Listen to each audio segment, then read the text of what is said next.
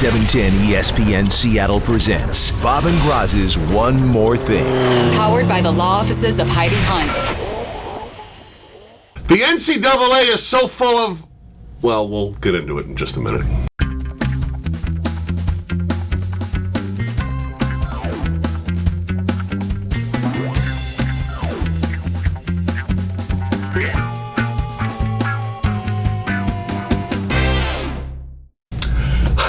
Bob, that was a good lead.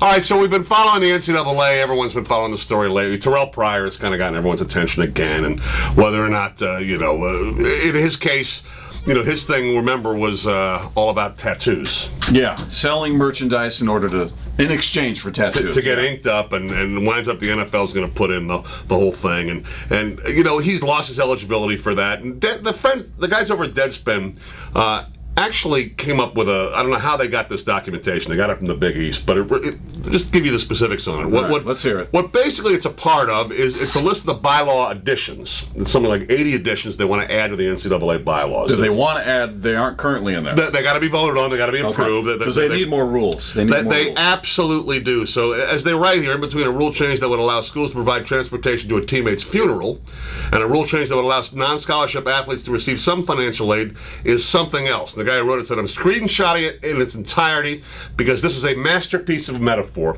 as to why the NCAA is irretrievably broken. So what it is I don't want to read it just the way it's written. Okay. It's perfect that way, Bob.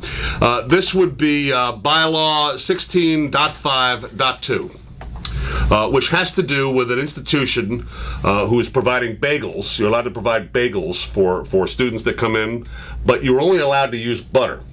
You weren't allowed to use other spreads. So the amendment to bylaw 16.5.2 would permit an institution to provide bagel spreads, i.e. butter, peanut butter, jelly, cream cheese, with bagels, and they can provide it to any student athlete at all times.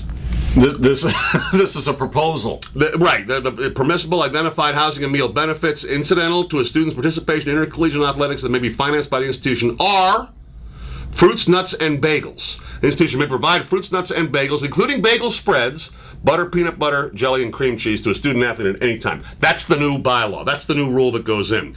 Came from the Big East Conference. They want to say effective date August the 1st. It's an amendment, and it wants them to begin with this academic year, make that sort of thing happen. Estimated budget impact, by the way, will vary by amounts and types of spreads provided. So difficult to say. Impact on student athletes' time, academic and or athletics? None. At least it was so honest to God, okay? Honest to God.